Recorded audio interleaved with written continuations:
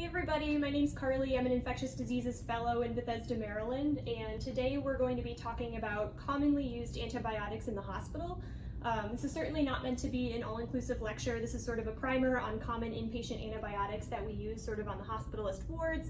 And really this lecture is geared towards anyone who needs a review or for people who may be finding themselves on inpatient roles where they previously hadn't really been exposed to it. So with that, we're going to just sort of frame this talk based on common pathogens in the hospital and sort of frame it in terms of creating context in some common hospital infections. So the first sort of arm I want to talk about is MRSA, which stands for Methicillin-resistant Staphylococcus aureus. So MRSA is a resistant Staph aureus, and we'll talk about MSSA in a little bit. But really, patients that are at risk for MRSA include patients that have recent antibiotics in the past 90 days, anyone that had a recent lengthy hospitalization, which we really kind of quantify by around 2 weeks, patients residing in long-term care facilities, or anyone really with a history of previous isolation of MRSA. We always want to suspect that in patients who have grown it in the past.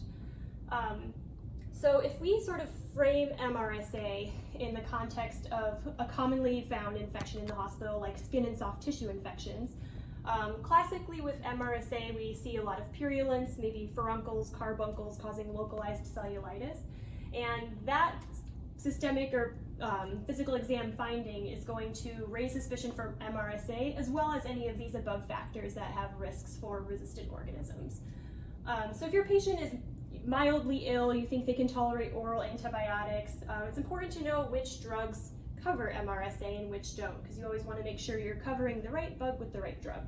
So I have a list of 4 commonly used oral antibiotics that are commonly used in MRSA infections. You always want to check with your hospital's local antibiogram because certain regions may have more resistance for certain drugs. So we'll start with some oral antibiotics for MRSA.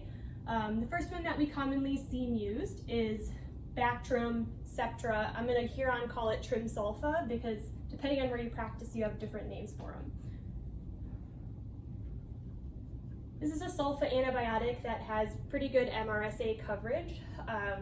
If you're using Trim-Sulfa, you want to make sure, one, that your patient has pretty okay renal function. Some common side effects include hypersensitivity reaction, rashes. You can get like Stevens-Johnson syndrome from this.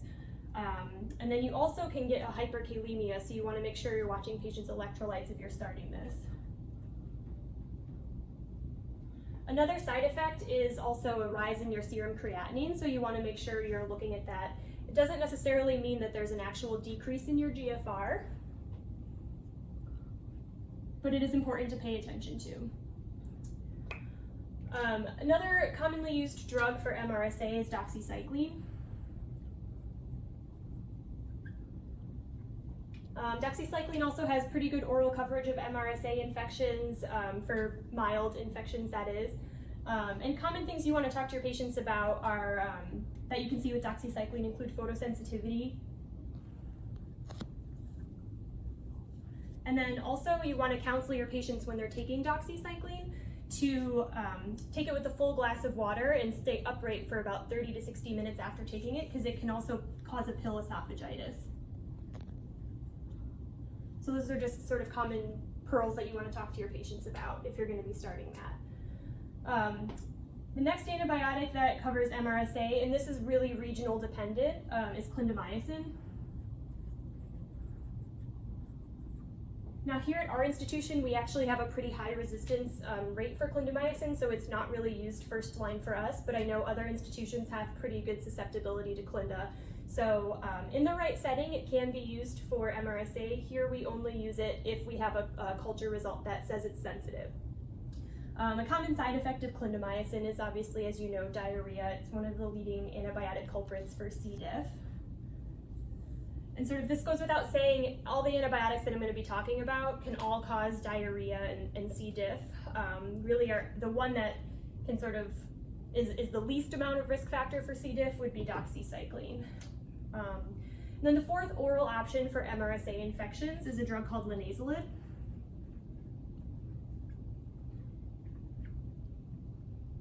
And linezolid has an oral and an IV form, so I'm just going to put it over here too. and its bioavailability is excellent. So if your patient can tolerate taking it orally, then we encourage that. A couple things you want to be careful of with linezolid. One, you want to either get a pharmacist on board or do a good job yourself of scrubbing the patient's medication list, making sure they're not on any like MAO inhibitors or medications that act on serotonin, because combined with medications like that, they have an additive effect. This can cause serotonin syndrome.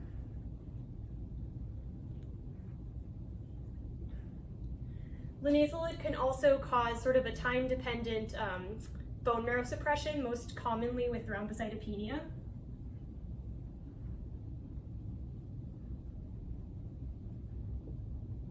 And that usually happens at about a 2-week mark after being on the drug. And then you also want to, for linezolid, make sure if you're going to be having a patient on it for a while, doing some sort of occasional vision screenings, because this can also cause an optic neuritis.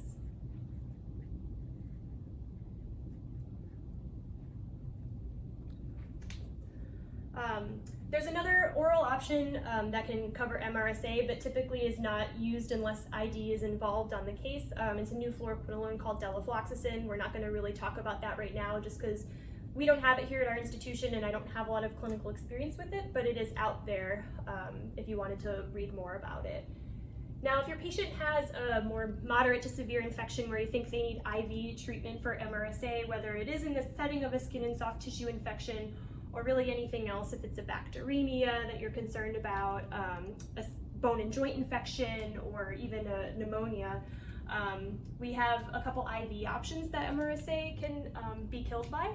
So the first one, obviously, we use, it's the most common IV drug to treat MRSA, and that is vancomycin.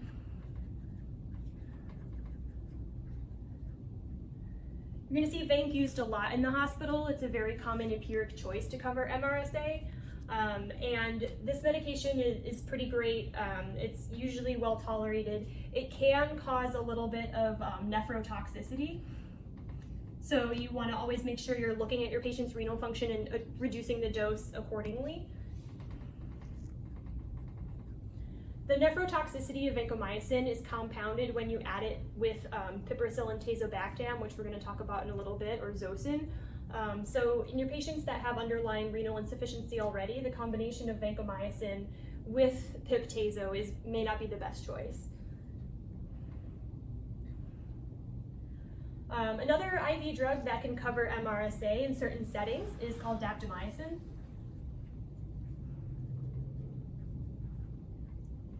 Daptomycin has really great MRSA coverage with the exception of one type of MRSA infection, which is pulmonary. So this is not for MRSA pneumonia.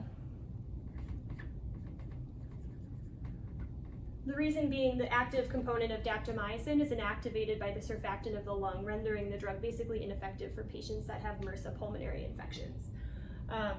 When you're using daptomycin for other things like bacteremia, prosthetic infections, skin soft tissue infections, you want to make sure you get a baseline CK on your patient, because daptomycin can be implicated in myositis or rhabdomyolysis in more severe cases.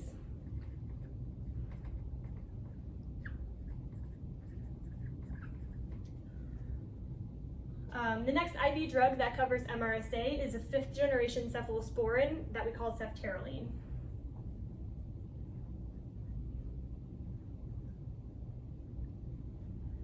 So ceftaroline basically has most of the coverage that ceftriaxone has, that we're going to talk about in a little bit, with the addition of MRSA coverage. So ceftriaxone covers methicillin-sensitive Staph aureus pretty well, but ceftaroline has that extra MRSA coverage, as well as the rest of the coverage of ceftriaxone.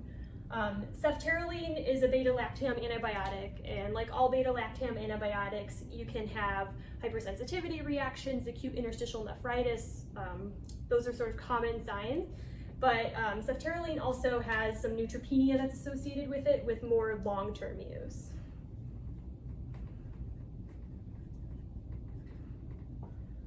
And then we already talked about linezolid. This is another commonly used IV antibiotic. Linezolid is good for pulmonary infections, bacteremias, prosthetic infections, skin soft tissue infections as well. And like I said, the oral bioavailability is pretty good. So these are sort of common heavy hitters that we use in the hospital to cover MRSA.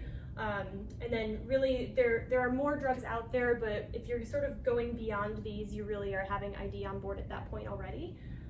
So while we're talking about sort of MRSA in the context of skin and soft tissue infections, if we go back to what I said that we're looking for risk factors, if you have a patient that comes in that really doesn't have any of these risk factors for MRSA, and they have a pretty benign looking cellulitis, no purulence coming out or anything like that, they don't necessarily need MRSA coverage up front. So classically in routine run-of-the-mill cellulitis or skin soft tissue infections, our common implicated bugs are beta hemolytic streps and MSSA, which is methicillin sensitive Staph aureus. And our arm of treatment, so our first line when we're looking at sort of skin soft tissue infections with this bug, we have cephalosporins, anti-staphylococcal penicillins, and beta-lactam, beta-lactamase inhibitor combinations. So if we start with cephalosporins, really if we look sort of oral to IV, similar spectrum of activity, you have Cephalexin, which is Keflex. And then if you have a more moderate to severe infection or your patient can't take PO, we use Cefazolin, which is Ancef. So these spectrum of activity pretty much exactly the same. This is just really an IV form. And like I said, with the ceftriaxone, beta-lactam antibiotics all have pretty similar side effect profiles. When we look at anti-staphylococcal penicillins, these also cover streps pretty well too. In the oral form, we have here a dicloxycycline.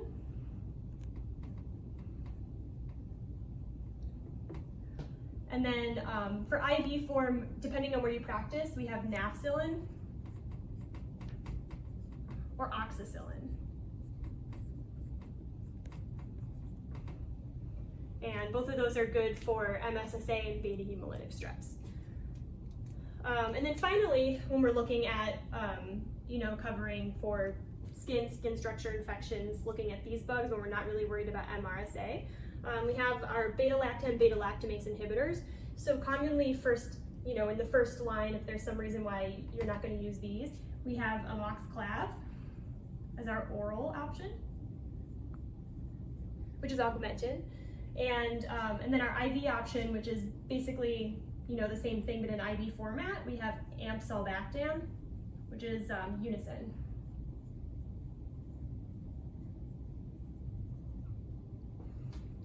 And so amoxicillin and ampicillin by themselves without the beta-lactamase inhibitor are still pretty good for strep infections, but the addition of the beta-lactamase inhibitor expands their spectrum of activity to also cover MSSA. Sort of specifically, you would go for these in a skin soft tissue infection first line if you ever had to deal with an animal bite, or a human bite for that matter.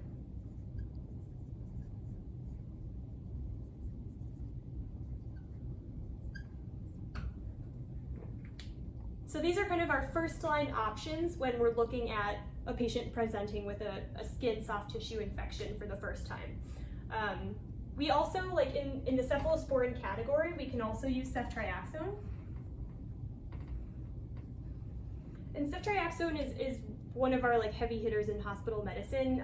This drug covers pneumonia, this drug covers, it's used to treat UTIs, it's used to treat skin and soft tissue infections, bacteremias, it's really sort of ubiquitously used.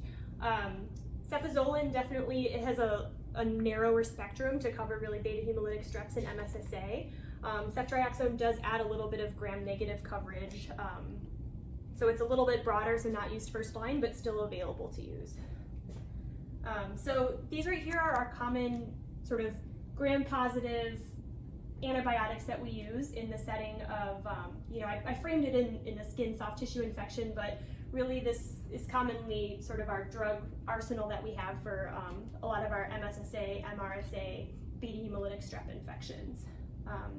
So we're going to move on to some gram-negative pathogens, and I'm just going to erase this.